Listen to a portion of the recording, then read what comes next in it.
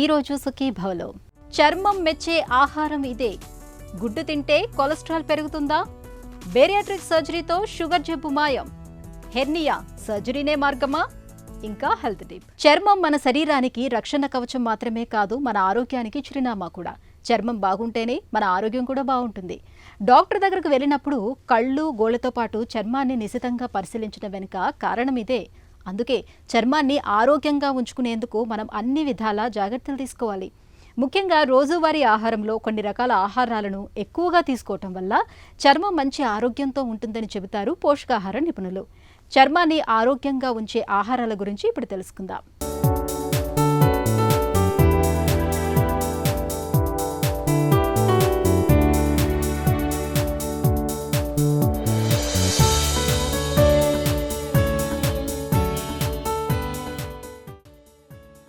అరవై ఏళ్లలోనూ 20 ఏళ్ల వారిలా కనిపించాలనుకోవడం ఒకప్పుడైతే అత్యాశాని అసాధ్యమని అనుకునేవాళ్లం.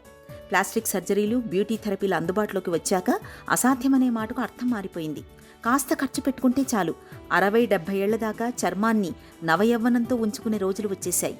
మరి ఖర్చు చేయలేని వారి సంగతేంటి? రోజూ తినే ఆహారంలోనే కొన్ని ప్రత్యేకమైన ఆహారాలకు చోటు కల్పించండి. చర్మం మెచ్చే ఆహారాలను తరచూ తీసుకోండి చాలు. ఏళ్లు పైబడుతున్నా చర్మంలో యవ్వన కాంతులు ప్రతిఫలిస్తూనే ఉంటాయని చెబుతారు పోషకాహార నిపుణులు. ఏజ్ వస్తున్న కొద్దికేను శరీరంలో ఎన్నో మార్పులు వస్తూ ఉంటాయి. శరీర ప్రక్రియల్లో మార్పులు వస్తూ ఉంటాయి. అవన్నీ నిలబెట్టుకొని జాగ్రత్తగా ఒక క్రమబద్ధమైన ఆహార తీసుకుంటూ ఉండాలి. టైమింగ్స్ మార్చకుండా పొద్దున్న బ్రేక్ఫాస్ట్, పొద్దున్న మధ్యాహ్నం లోపల ఏదో కొంచెం ఫ్రూట్ కానీ ఏదన్నా తీసుకోవచ్చు. మధ్యాహ్నం భోజనం, మళ్ళీ 3-4 గంటలకి ఏదో స్నాక్స్, రాత్రి డిన్నర్. ఇలాగా స్పేస్ అవుట్ చేసుకొని క్వాంటిటీని ఎంత తినాలా అన్నది తినవలసిన మోతాదు బాగా తగ్గించుకొని ఇలా స్పేస్ అవుట్ చేసుకుంటే ఆరోగ్యకరంగా ఉంటారు. రెండోది ఏంటంటే ఈ ఎక్కువ ఆకుకూరలు, పండ్లు ఎక్కువగా ఉండాలి. ఇది మెడిటరేనియన్ డైట్ రకంగాను. తర్వాత కొన్ని పప్పులు, తర్వాత ముడిపప్పులు కూడా తినచ్చు. అంటే తొక్క తీయని పప్పులు నానబెట్టి మొలకెత్తిన గింజలు కానీ, లేకపోతే ఇప్పుడు పెసలు ఉన్నాయి, పెసలు నానబెట్టి పెసలుగా రుబ్బుకొని అట్లు కానీ ఇట్లు కానీ ఏదన్నా వేసుకొని తినచ్చు. అలాగే మినువులతోటి కూరలు చేసుకొని ఇడ్లీతో కానీ, అన్నంతో పాటు కానీ, చపాతీలతో పాటు కానీ తీసుకోవచ్చు. ఇలాగా ఏంటంటే ముడిపప్పులు, తొక్క తీయని పప్పులు వాడుతూ ఉంటే అది చాలా మంచిది. వాటికి చాలా రకమైన విటమిన్లు అన్నీ వస్తుంటాయి. కానీ ఇంకోటి ఏంటంటే బాగా పెద్ద వయసు వాళ్ళు వచ్చిన వాళ్ళకి ఇటువంటి తొక్కతోటి ఉన్నవి అరగకపోవచ్చు. వాళ్ళకి కొన్ని ప్రాబ్లం, అలాంటి వాళ్ళు మామూలుగా తీసుకోవచ్చు. అలాంటి వాళ్ళకి ఏంటంటే ఎక్కువగా ఆకుకూరలు, పండ్లు తీసుకుంటూ ఉండాలి. ఇవన్నీ ఉండడం వలన ఏమైపోతుందంటే వాళ్ళకి కావలసినంత ఖనిజ లవణాలు, విటమిన్లు వస్తూ ఉంటాయి, ప్రోటీన్స్ అన్నీ ఉంటాయి. ఇంకొకటి ఏంటంటే తీసుకోవాల్సిన ఆహారంలో ఎక్కువ ఫ్రైడ్ ఫుడ్స్ కానీ, ఇవి ఫాస్ట్ ఫుడ్స్ కానీ, బయట నుంచి వచ్చిన ఫుడ్స్ చాలా మటుకు తగ్గించాలి. దీంతోపాటు వీళ్ళకి జాగ్రత్తగా ఎక్సర్సైజ్ ఉండి కావలసినంత 6-8 గంటల నిద్ర కంపల్సరీ ఉండాలి. ఉంటే చాలా ఆరోగ్యకరంగా ఉంటుంది. ఇంకోటి ఇలాగ ఉడకపెట్టి తాలింపులు పెట్టుకున్న కూరగాయలు, నూనె మటుకు చాలా తగ్గించుకొని కొన్ని రకాల ఇప్పుడు మాంసాహారులు రెగ్యులర్గా మాంసం తినకుండా, చేపలు తినకుండా ఇలాంటివి కొంచెం మార్పుకుంటూ చేసుకుంటూ ఉంటే అరుగుదల బాగా పెరుగుతూ ఉంటుంది. కాబట్టి శరీరానికి అన్ని పోషక విలువలు అబ్జర్వ్ అవుతాయి, శోషణ చెందుతాయి, వ్యాధి నిరోధక శక్తి పెంచుతూ ఉంటుంది. వాళ్ళు కొంచెం యాక్టివ్గా ఉంటారు. ఇంకోటి ఏంటంటే ఎక్కువ నూనె వాడిన కొద్దికి ఈ మొట్టాలు రావడం, లేకపోతే ఇలాంటి వస్తూ ఉంటాయి. ఎక్కువగా అంటే కొబ్బరి నీళ్ళు, పండ్ల రసాలు తాగుతూ ఉంటే స్కిన్ ఆరోగ్యం అందులో వైటమిన్స్ ఏ ఉంటుంది కాబట్టి చర్మం ఆరోగ్యం, ఈ రింకిల్స్ రాకుండా, ముడతలు రాకుండా చర్మ ఆరోగ్యం చాలా కాపాడుతూ ఉంటుంది. ఆల్మండ్స్ అంటే బాదం పప్పు కానీ, జీడిపప్పు కానీ ఇలాంటివన్నీను నానబెట్టుకొని, లేకపోతే ఇటు ఖర్జూరం ఇలాంటివన్నీ కొంచెం మధ్యలో తింటూ ఉంటే వీళ్ళకి ఈ మొట్టాలు రావడం కానీ ఇలాంటివన్నీ ఉండవు. అవన్నీ ఆగుతూ ఉంటాయి. స్కిన్ మటుకు చర్మం చాలా ఫ్రెష్గా ఉంటుంది. అదే కాకుండా చూపు కానీ, తర్వాత ఈ వినబడే శక్తి కూడా ఎక్కువగా ఉంటుంది. చూపు కూడా చాలా తొందరగా క్షీణించదు. కానీ ఈ క్యాటరాక్ట్ రావడం ఇటువంటివన్నీ చాలా తగ్గుతూ ఉంటాయి. మనం తినే ఆహారమే మన ఆరోగ్యాన్ని నిర్ణయిస్తుంది. మనకు ఏ ఆహారం అవసరమో క్రమేపీ దానికి దూరంగా వెళ్ళిపోతున్నాం. శరీరం వ్యాధిగ్రస్తం కావడానికి, వృద్ధాప్య ఛాయలు త్వరగా మొదలవడానికి గాడి తప్పిన ఆహారం కూడా ఒక ప్రధానమైన కారణమే. రోజువారీ ఆహారంలో వెల్లుల్లి, క్యాబేజీ వంటి పదార్థాలను, యాంటీ ఆక్సిడెంట్లు పుష్కలంగా లభించే సిట్రస్ పళ్లను ఒక భాగంగా చేసుకోవాలి.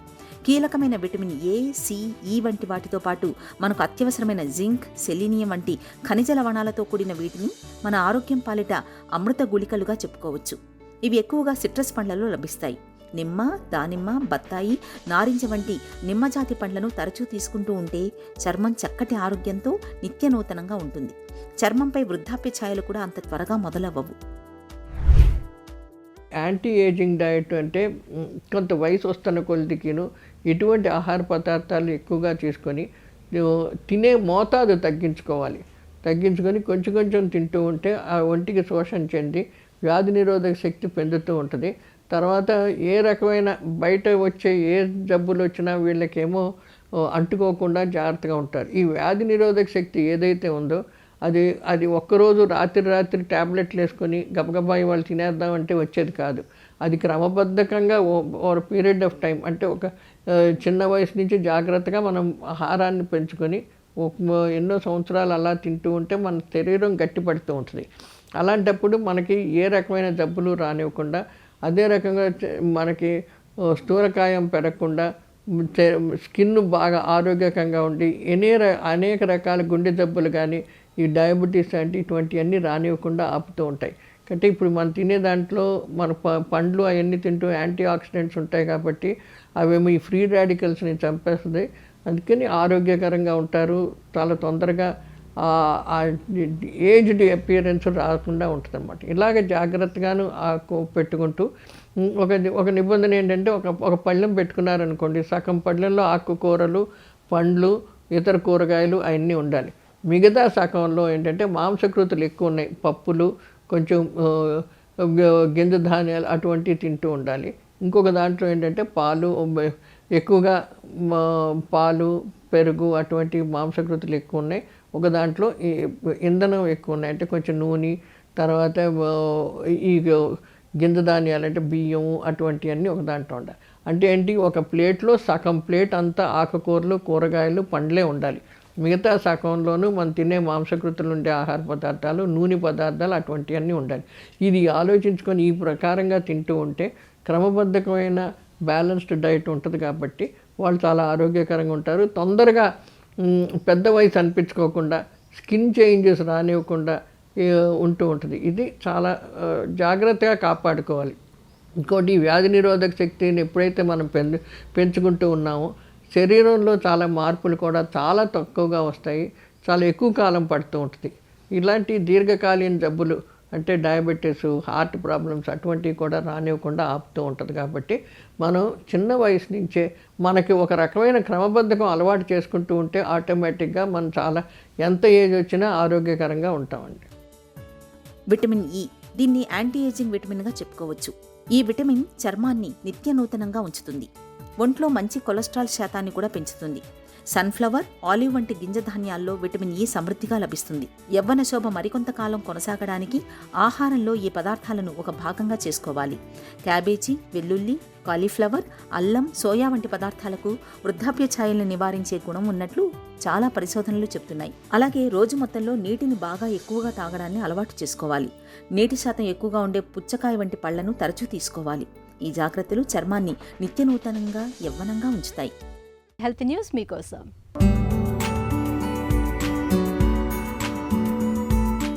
రోజుకో గుడ్డు తింటే మంచిదనే మాటను మనం ఇప్పుడు పిల్లలకే పరిమితం చేస్తున్నాం. 30 ఏళ్లు దాటాక రోజు గుడ్డు తింటే రక్తంలో LDL అంటే చెడు కొలెస్ట్రాల్ పెరుగుతుందని భయపడుతున్నాం. చెడు కొవ్వులే తీవ్రమైన గుండె జబ్బుల్ని తెచ్చిపెడతాయి కాబట్టి గుడ్డుకు దూరంగా ఉండటమే మంచిదనే భావన మనందరిలోనూ ఉంటుంది. కానీ ఇదంతా ఒట్టి అపోహే అని కొట్టిపారేస్తున్నారు ఆస్ట్రేలియాలోని సౌత్ ఆస్ట్రేలియా విశ్వవిద్యాలయానికి చెందిన శాస్త్రవేత్తలు.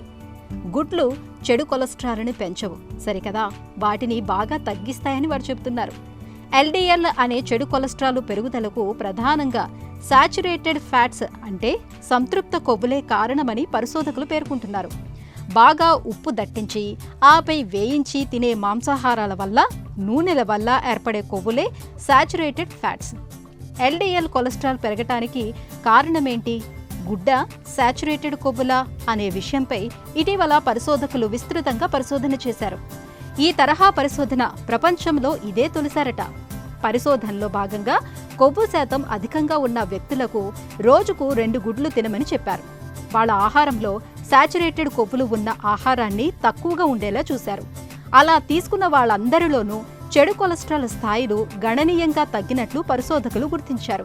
కాబట్టి రోజువారీ ఆహారంలో నూనెల్ని, వేపుళ్లని తగ్గించి నిత్యం 2 గుడ్లను తినటం మంచిదేనని పరిశోధకులు సూచిస్తున్నారు. బేరియాట్రిక్ సర్జరీలు అందుబాటులోకి వచ్చిన తర్వాత బరువు తగ్గటం అనేది ఇప్పుడు చాలా తేలికైన వ్యవహారంగా మారిపోయింది. అయితే బరువును తగ్గించే ఈ సర్జరీలను మనలో చాలామంది కేవలం కాస్మెటిక్ సర్జరీలుగా మాత్రమే చూస్తున్నారు. నిజానికి బేరియాట్రిక్ సర్జరీల మూలంగా బరువు తగ్గడంతో పాటు మరెన్నో లాభాలు ఉన్నాయి. ముఖ్యంగా షుగర్ జబ్బు బాగా అదుపులోకి వస్తుంది. కొంతమందిలో మధుమేహం పూర్తిగా తగ్గిపోతుందని చెబుతున్నారు డాక్టర్లు. బరువును తగ్గించే సర్జరీతో షుగర్ జబ్బు ఎలా తగ్గిపోతుందో ఇప్పుడు తెలుసుకుందాం. టాబ్లెట్స్ ఉన్నవాళ్ళు పూర్తిగా మానిపోతారు చాలామంది. ఎప్పుడు రెండో రోజుకి ఆపరేషన్ అయిన రెండో రోజుకి చాలామంది. కొందరు ఇన్సులిన్లో ఉంటారు, కొంతమంది ఇన్సులిన్ వాళ్ళు టాబ్లెట్స్కి వస్తారు. టాబ్లెట్స్ నుంచి అది కూడా లేకుండా పోయిన వాళ్ళు చాలామంది ఉంటారు. మేము స్టడీ చేసామండి లాంగ్ టైమ్ ఎగో, 2012కే పబ్లిష్ చేసినాం. 200 పేషెంట్స్ చేస్తే ఇన్సులిన్ ఉండేవాళ్ళు ఇన్సులినే ఉపయోగించలేం వల్ల. కొంతమంది మాత్రము టాబ్లెట్స్లో ఉన్నారు, చాలామందికి ఇన్సులిన్ లేకుండా పోయింది. బేరియాట్రిక్ సర్జరీ ఇప్పుడు చాలా సులువు అయిపోయింది. ముందు మాదిరి ఓపెన్ సర్జరీలు లేవు. ముందు మాదిరి ఓపెన్ సర్జరీలు కూడా మిగతా వాటికి కూడా తీసేసి ఇప్పుడు ల్యాప్రోస్కోపీ సర్జరీ, రోబోటిక్ సర్జరీ అని వస్తుంది. రెండు సిమిలర్, నో డిఫరెన్స్. ఎందుకంటే అవే కంతలు వేస్తాము, ఇవన్నిటికి చిన్న కంతలు వేస్తాము. ఏది ఈ బొట్టన వేలు మాదిరి ఒక కంతలు, 3 కంతలు, 2 కంతలు చిటికిన వేలు మాదిరి ఇవి చేసినందువల్ల ఈ చిన్న కంతల వలన వాళ్ళకి నొప్పి ఎక్కువ తెలియదు. దాంతో ఈ చిన్న ఇన్స్ట్రుమెంట్స్తో ఒక టెలివిజన్ మానిటర్ మాదిరి దాన్ని చూసి ఆపరేషన్ చేస్తాం. కాబట్టి అంత పెద్దగా కనిపిస్తుంది. కాబట్టి కాంప్లికేషన్స్, సర్జరీ కాంప్లికేషన్ చాలా తగ్గిపోయినాయి. అదే కాకుండా మాకు అన్నీ బాగా మ్యాగ్నిఫై అయింది. కాబట్టి ఆపరేషన్ చేసినప్పుడు దాని వచ్చే రిజల్ట్స్ బాగుంటాయి. కొన్ని రకాల సమస్యలతో పెద్దగా ఇబ్బంది లేకపోయినా బాగా అసౌకర్యాన్ని కలిగిస్తూ ఉంటాయి. హెర్నియా అలాంటి సమస్యే. వాడుకలో దీన్నే పేగు జారడంగా పిలుస్తారు. దగ్గినప్పుడు, తుమ్మినప్పుడు చర్మం కింద నుంచి ఉబ్బులాగా బయటకు కనిపిస్తూ చిరాకు పుట్టించే హెర్నియాకు ఆధునిక వైద్యంలో ఇవాళ చక్కటి చికిత్స అందుబాటులో ఉంది. అయితే మనలో చాలామంది హెర్నియాను పెద్దగా పట్టించుకోరు, అలాగే తోసేసుకుంటూ తిరుగుతూ ఉంటారు. మరీ తప్పదనుకున్నప్పుడు లంగోటాను, బెల్టును బిగించి కడుతూ ఉంటారు. ఇలాంటి నాటు వైద్యాలు చేయటం వల్ల హెర్నియాకు రక్త ప్రసరణ సరిగ్గా జరగక పేగులు కుళ్ళిపోయే ప్రమాదం ఉంటుందని చెబుతారు డాక్టర్లు. హెర్నియా గురించిన పూర్తి వివరాలను డాక్టర్ని అడిగి ఇప్పుడు తెలుసుకుందాం. హెర్నియా అంటే ఏంటి? ఇది ఎలా ఏర్పడుతుంది? హెర్నియా అనేది చూసుకుంటే మనకి పొట్టగోడ అనేది ఉంటుందండి. దాని లోపల పేగులు ఉంటాయి.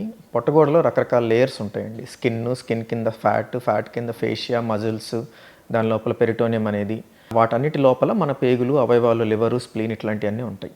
అయితే ఈ లోపలి లేయర్స్ అంటే మస్కులో ఎపోన్యూరోటిక్ లేయర్ అంటామండి. మజిల్స్ షీతు అనే లేయర్లో ఒక రంధ్రం లాంటిది పడి పేగులు బయటికి చర్మం కిందకి రావడాన్ని హెర్నియా అంటామండి మనం. ఇది హెర్నియా. హెర్నియాలో కొన్ని రకాలు ఉంటాయండి. ఒకటి primary hernia, 2 secondary hernia. Primary hernia అనేది ఏంటంటే మనకి పుట్టుకతోనే మన పొట్టగోడలో కొన్ని వీక్ పాయింట్స్ ఉంటాయండి. ఒకటి బొడ్డు దగ్గర అంబలికల్ హెర్నియా అంటాం దాన్ని. రెండు వైపులా గజ్జల్లో ఇంగ్వైనల్ రీజన్ అంటాం, గ్రాయిన్ అంటాం. ఇక్కడ పుట్టుకతోనే కొన్ని వీక్ పాయింట్స్ ఇవి. అవి మన వయసు పెరిగే కొద్దీ, మన టిష్యూస్లో బలం తగ్గే కొద్దీ, లేకపోతే మన పొట్టలో ప్రెషర్ పెరిగినప్పుడు ఆ హోల్స్ అనేవి కొంచెం పెద్దయ్యి హెర్నియా లాగా మారుతాయి. ఇవి ప్రైమరీ హెర్నియాలు, అంటే మన పుట్టుకతో ఉండే వీక్ పాయింట్స్ ఇవి.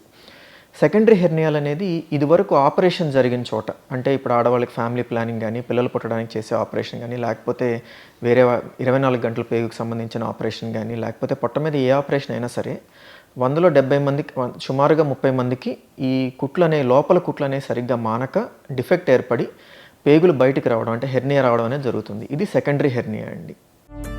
హెర్నియాలో మళ్ళీ రకాలేమైనా ఉన్నాయా? సాధారణంగా కనిపించే హెర్నియాలేంటి? ప్రైమరీ హెర్నియా, సెకండరీ హెర్నియా అని బ్రాడ్గా క్లాసిఫై చేయొచ్చండి.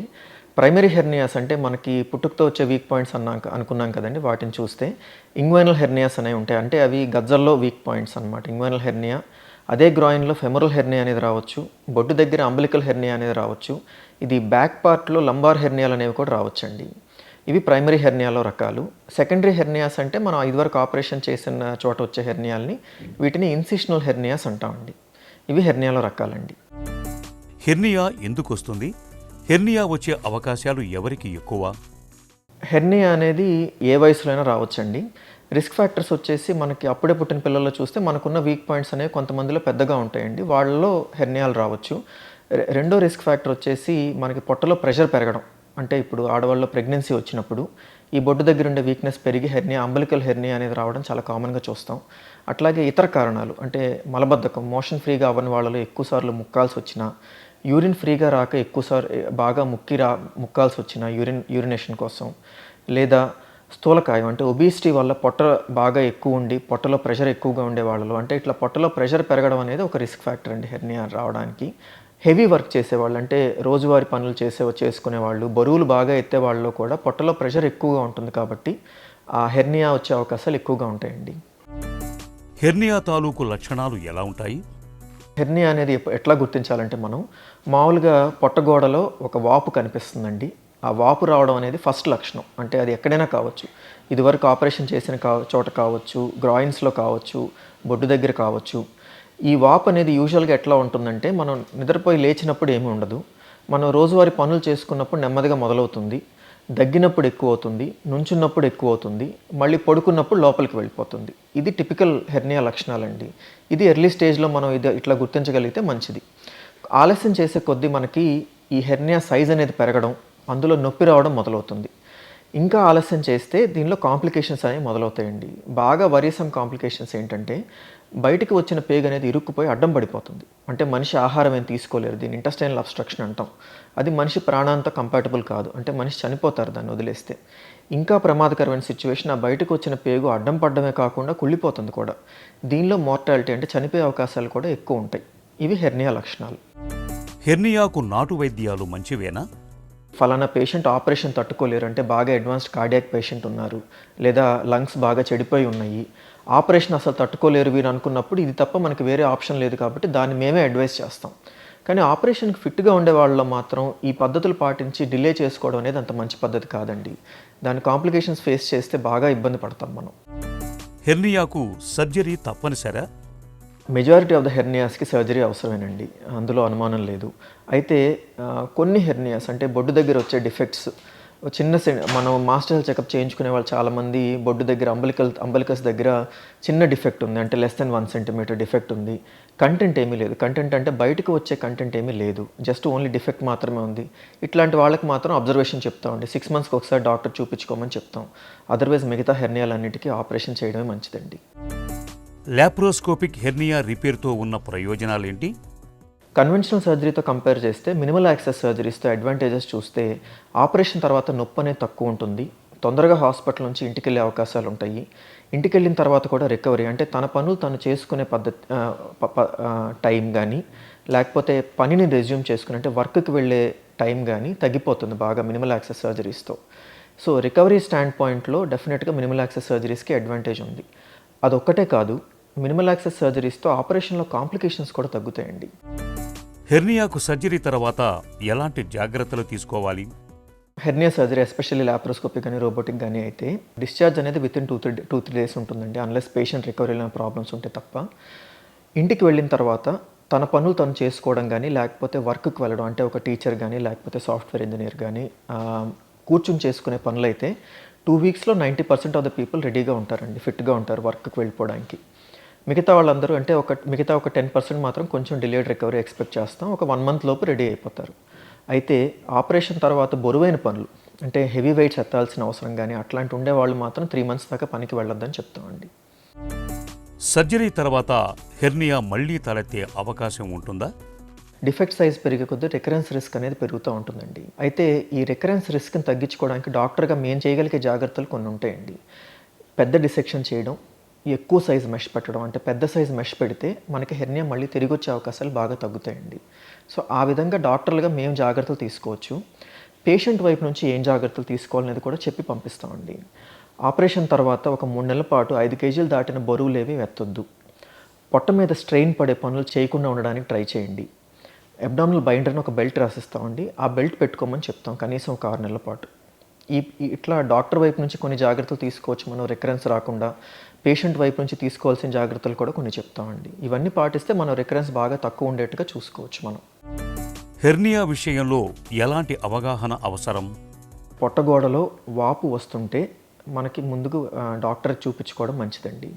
అది మనకి ఏమీ ఇబ్బంది లేదు కదా, దీన్ని ఏం పట్టించుకోని అవసరం లేదులే అని వదిలేస్తే ఏదో ఒక రోజు దానివల్ల మనం ప్రమాదంలో చిక్కుకుని బాగా ఇబ్బంది పడతాం. మనము ఇబ్బంది పడతాం, ఫ్యామిలీని బాగా ఇబ్బంది పెడతాం. కాబట్టి ముందు వాపు కనిపించగానే వెంటనే డాక్టర్కి చూపించుకుని ఎప్పటిలోపు సర్జరీ చేయించుకోవాలనేది క్లారిటీ తీసుకోండి. 2, ఆపరేషన్లో మనకి మినిమల్ యాక్సెస్ సర్జరీ అది కుదురుతుందా లేదా అనేది ఒకసారి ఆలోచించండి. లాప్రోస్కోపీ అయితే లాప్రోస్కోపీ, రోబోటిక్ అయితే రోబోటిక్. నేనైతే రోబోటిక్ సర్జరీ స్ట్రాంగ్గా అడ్వైస్ చేస్తానండి.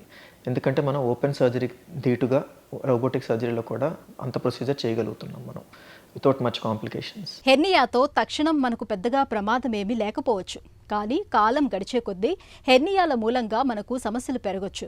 ఒక్కోసారి ప్రాణాంతకంగా కూడా మారొచ్చు. కాబట్టి హెర్నియా ఉందని తెలిసినప్పుడు ఆలస్యం చేయకుండా లాప్రోస్కోపిక్ సర్జరీని చేయించుకోవటం అన్ని విధాలా మేలు. ఒక చిన్న చిట్కా మీకోసం.